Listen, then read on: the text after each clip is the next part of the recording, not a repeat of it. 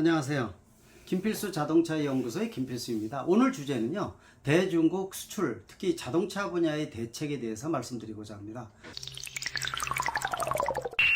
여러분들 중국 하게 되면은 세계 시장에서 가장 큰 시장이라고 볼 수가 있어요. 자동차만 하더라도 전 세계 연간 판매되는 자동차가 8천만 대 정도인데요. 중국이 2,500만 대를 차지한다고 볼 수가 있습니다. 가장 큰 시장이죠. 도외시할 수 없는 시장이고, 특히 우리나라하고서는 가장 가까운 시장입니다.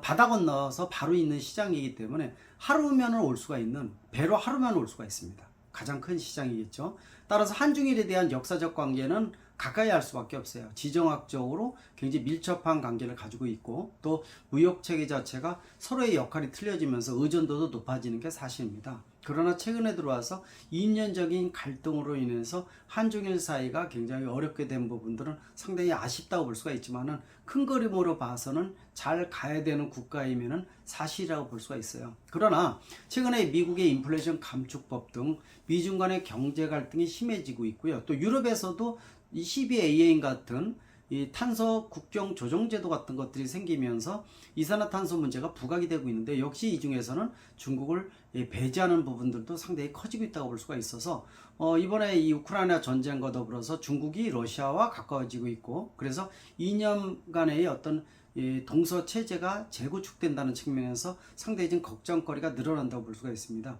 대한민국은 시장이 좋기 때문에 수출을 통해서 먹거리를 구현하는 국가입니다. 특히 자동차 분야에서는 국내 현대 기아차를 필두로 해서 작년에 굉장히 좋은 성적을 거뒀다고 볼 수가 있죠. 특히 미국에서는 점유율 10%, 유럽은 11%까지 높이면서, 특히 이 아이오닉 5나 EV6 같은 전기차, 친환경차의 판매가 매우 늘어났고, 또 미국과 우리나라를 비롯해서 제네시스 같은 프리미엄 브랜드의 영업이익률이 급격히 늘어나면서 최대의 실적을 낸 것이 작년이라고 볼 수가 있습니다.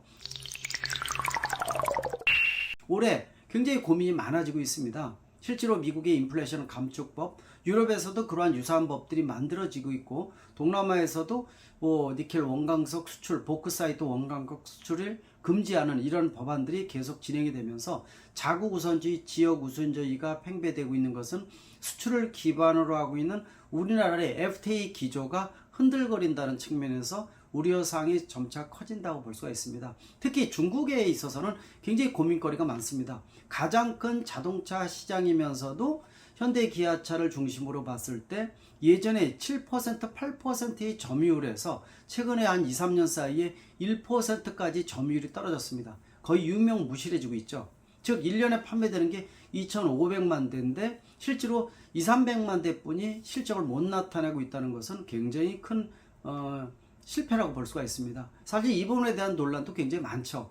예전에 이렇게 급격히 떨어진 이유 중에 한 가지가 한알령, 여러분들 아실 겁니다. 사드 배치로 인해서 중국에서 우리나라 제품에 대한 규제를 강화를 하고, 또 여러분도 아시겠지만 사회주의 국가다 보니까 또 최근에 들어와서 시진핑 주석이 3년임에 성공해서 거의 종신형으로 가면서 독재적으로 가고 있다는 것은 상당히 우려사항이 커지는 시장, 그러니까 불확실성이 커지고 있다고 볼 수가 있습니다. 따라서 사회주의 국가이고 정경유착의 대명사가 바로 중국이라고 볼 수가 있기 때문에, 실질적으로 이런 한알령으로 인해서 대한민국의 제품을 불매를 한다든지 하는 부분들이 타격을 받았던 것이 또 현대 기아차라고 볼 수가 있습니다. 그러다 보니까 현대 기아차에서는 공장 이 정리를 통해서 내부의 어떤 쓸데없는 비용을 줄이고 허리띠를 쪼라매는 이러한 전략을 피고 있지만은 점유율은 계속 떨어지고 있습니다. 물론 이유가 꼭 하나만 있는 것은 아니라고 볼 수가 있습니다.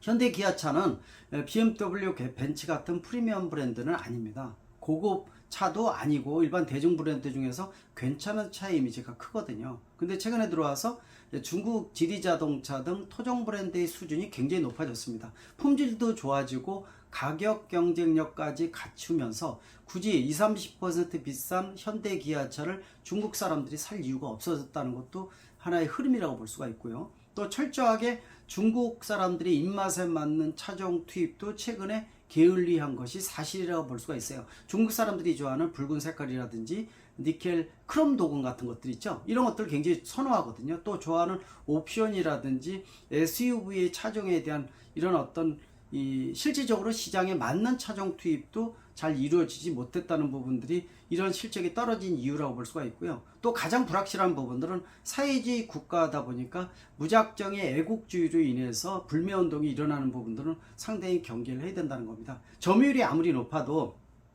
단 며칠 사이에 급강화할 수 있는 시장이 바로 중국이라는 것이고, 그런 것을 정치적으로 악용하고 있다고 볼 수가 있습니다. 그렇지 않아도 대한민국은 무역협회에서 발표한 자료에 의하면은 중국의 이 의존도가 90% 넘는 품목이 800가지가 넘는다라고 발표를 했었죠.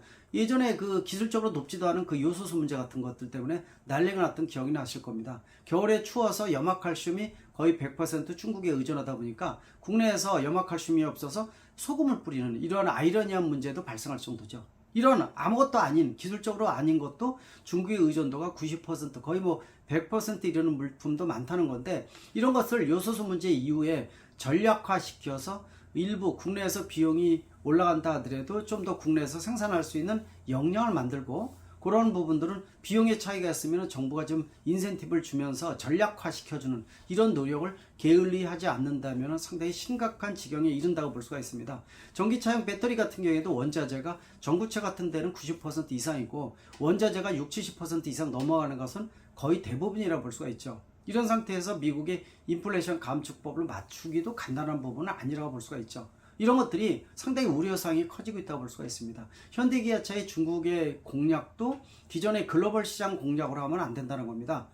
중국 시장이 전 세계 시장에서 가장 크다고 하더라도 이 사회주의 국가이고 또 이념에 의해서 움직이다 보니까 이런 여러 가지 악재를 악용을 해서 대한민국의 어떤 무역 제재를 가하는데 아마도 활용하는 부분들이 점차 많아지리라 생각을 하고 있습니다. 꼭 총칼이 아니더라도 이런 경제적 무기를 악용을 해서 진행을 한다면 우리 경제에 타격이 클 수밖에 없기 때문에 우리가 그만큼 2중 3중으로 노력을 하고 준비를 해야 된다고 분명히 강조할 수가 있습니다. 따라서 중국만의 시장이 필요하겠죠. 자동차 분야 같은 경우에는 현대차는 지금 최근에 들어와서 미국과 우리나라에서 성공한 제네시스 같은 프리미엄 모델을 중국 시장에 어떻게 심어주느냐도 굉장히 중요할 겁니다.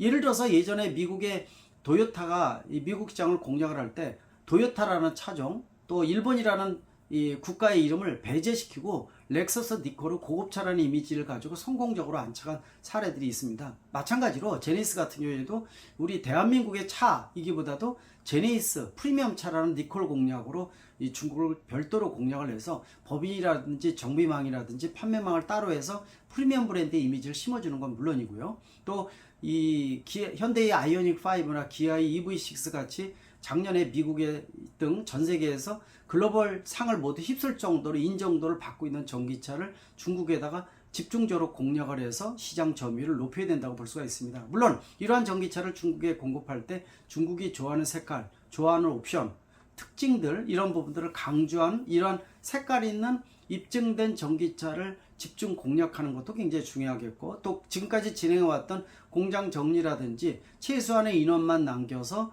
허리띠를 졸라매는 낭비 요소가 없게끔 만들어주는 것도 굉장히 중요합니다. 동시에 시진핑 주석이 움직이는 이 사회주의 국가의 어떤 움직임을 능동적으로 대처를 해서 이 어떤 정치적 이슈가 경제에 끼치는 영향에 대한 것들도 항상 실시간적으로 대처를 해야 된다고 보고 있습니다. 지금 우크라이나 전쟁으로 인해서 러시아의 상트페테르크 현대차 공장도 좀 중지가 되고 있고, 다른 글로벌 제작사들은 러시아에서 모두 다 철수를 했죠.